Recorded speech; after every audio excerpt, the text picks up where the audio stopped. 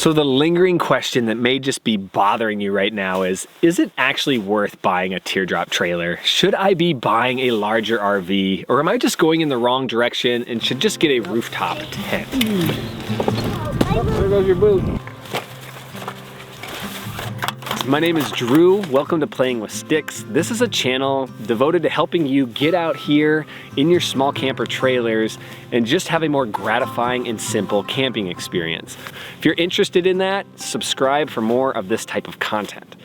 All right, guys, everything is packed up and ready to go. I'm gonna take you on my journey back home and just show you some sights of Alaska. But what we're gonna talk about is the things that people think they're going to hate about a teardrop trailer, and then the actual things that, like for me, just kind of rub me wrong.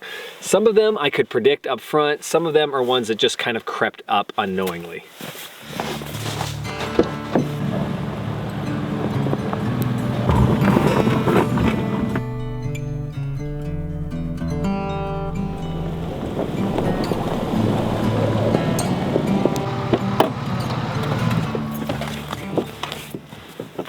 So let's start with the one that borders on hate for me. What do you imagine when you think about changing clothes in a teardrop trailer? There's just no way around it. You guys know I love to do hacks and change things up and find solutions to some of the pinch points. Well, this one, you really don't realize how often you change outside recreating until you have a small camper like this and you're forced into that awkward, almost fetal position, pulling up clothes.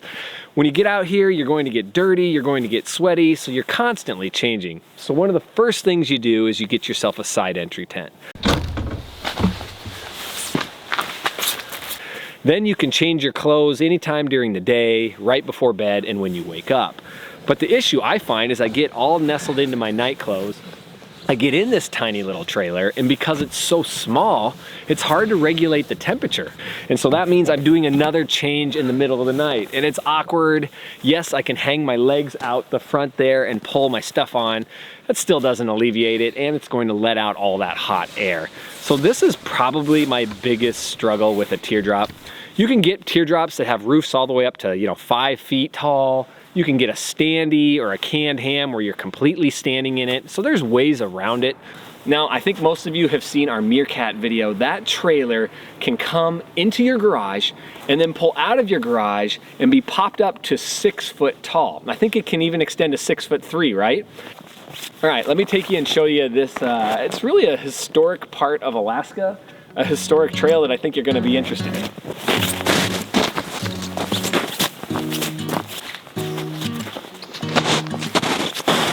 So one of the obvious things about pulling a teardrop is the pulling, right?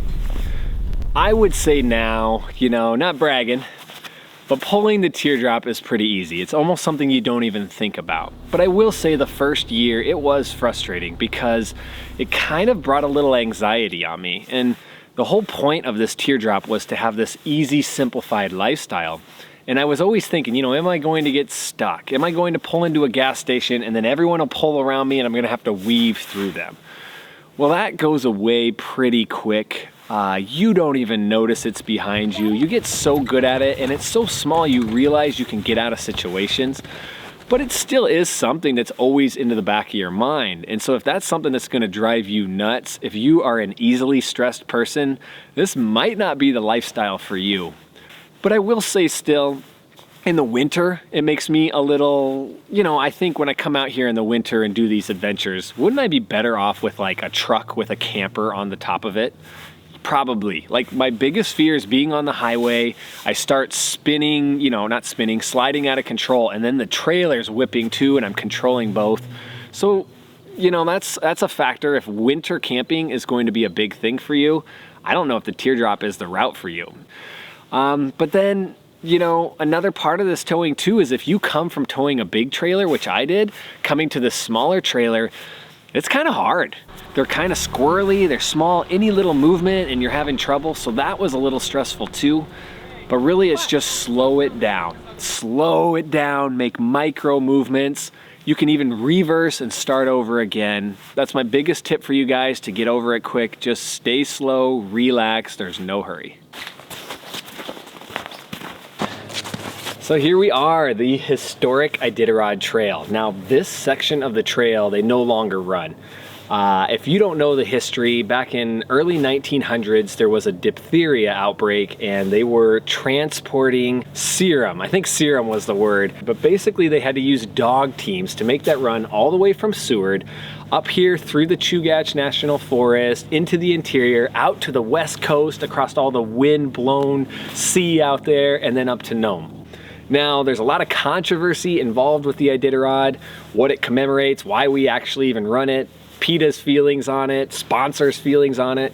My guess is the Iditarod will keep shrinking. As it gets more and more pressure, you'll see less about it, hear less about it. I just want to show you guys how narrow this trail is. Just picture how these dogs, a whole team, weaves through here with that giant sled and all the supplies. So I don't know if you guys can see it back there where it gets light. It starts weaving and darting through the trees, and see the little narrow lane. It gets a lot more hardcore once you get into the gully here. But I have so much more I want to show you guys, so I'm going to start heading back towards the Teardrop.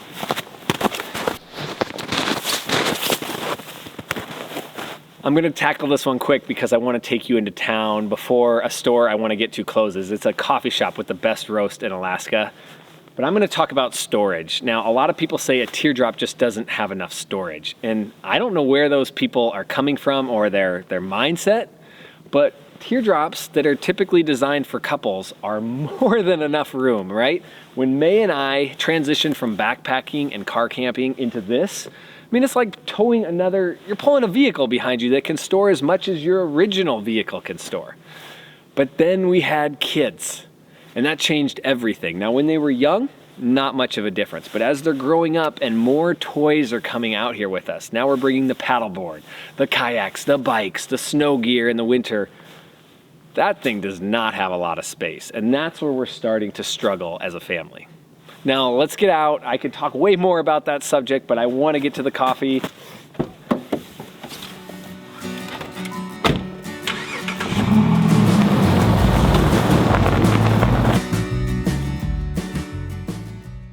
So there's not a whole lot to it. It's this tiny little building. They call this the grind. They roast everything right in the back here. That's why I'm waiting for my coffee and panini. Another thing that drives me nuts about Teardrops is just the price. Some are worth it, some are just priced too high. I have a whole video, if you haven't checked it out, about why Teardrops are expensive. Some of the reasons are very legit. It may be one to check out if you're on the fence about a Teardrop trailer. Ready, huh? Hey, It's dark roast, and that's the Ursus Arctos. Ursus Arctos. What did you call this first one? It's the Black Irish. Black Irish. Nice. Can I sit at your table over there? Of course. All right. Thank you much. You too. Behind this mask was a giant smile when I saw that pure gold. So welcome to one of my favorite places in all of Girdwood. So this is right in the middle of the town. I'm gonna have to put the wide angle lens on here just so you can see what it's like. I mean, you are surrounded in beauty. So the next one is Condensation. I don't think anybody likes Condensation. And if you get a Teardrop trailer as small as it is, you know, when you're getting inside that thing, regulating temperature and airflow, it's kind of tough. And so condensation is something most people are battling. We've had great luck with it up here in Alaska, and it's pretty moist along the coast. And I think that's because our whole Teardrop is lined in carpet, and so that helps kind of absorb it, kind of like the rat fur and like a scamp trailer. There are ways around it, but you're always worried about mold and mildew and, you know, underneath your bed and hidden places. Not the biggest deal, but not my favorite deal.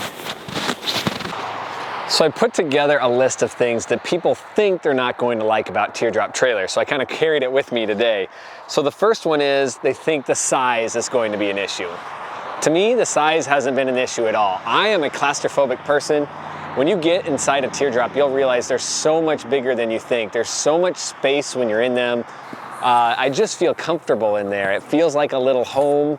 I am in no hurry to get out in the morning. It's actually hard to get outside sometimes. The next one is the lack of amenities. I don't know, for us, that's what we didn't want. We didn't want a whole lot of amenities, things to go wrong. This is pretty primitive camping. It's a step up from car camping and backpacking. but I don't think you need a whole lot out here. And you know, a bed is an amenity.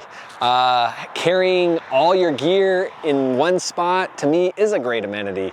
I don't think, you know, even the kitchen. A lot of people have galley kitchens and that has a sink and you know, you have your battery and all that. So this seems to have a lot of amenities to us. Another one people mention is having to cook outside. Not an issue. When we're in the Scamp trailer or a vintage trailer, we'd rather cook outside than inside. I don't want that grease going around. It's so tight. Cooking back here in the galley area, there's so much room to move, and then you're out here. You're outside, you're doing what you want to do. The weather, also a no issue there. Once you get your side entry tent set up and your system, I don't remember a time where I was miserably cold or wet or anything. You get it. It works. The weather is actually a factor in a larger trailer. When we're in the Scamp or the vintage trailer, we get cabin fever because you don't bring all those outdoor side entry tents, pop-up tents. So when it gets wet, you're stuck in that little space all day, and it's so tiny you can't even move past each other without rubbing against each other. Where when you build your outdoor area, there's a lot of elbow room. No bathroom. Again, just like the kitchen, May and I don't want to use a bathroom inside anyways. Our vintage trailer has the ability to have a bathroom and we use it for storage. I don't want to be cleaning it up and I'm totally fine being outdoors doing it. So I have a video for you here about the things we wish we knew when we first started Teardrop trailer life. I think they're going to help you just get a good start, get thinking about what you're going to need when you're out there. I have playlists and videos galore of everything Teardrop. I am a Teardrop fanatic. It may not sound like it because today I talk negative, but just go and watch these videos, see what you think. If you're into them, subscribe, share this with your friends and families. We'll see you all out on the road.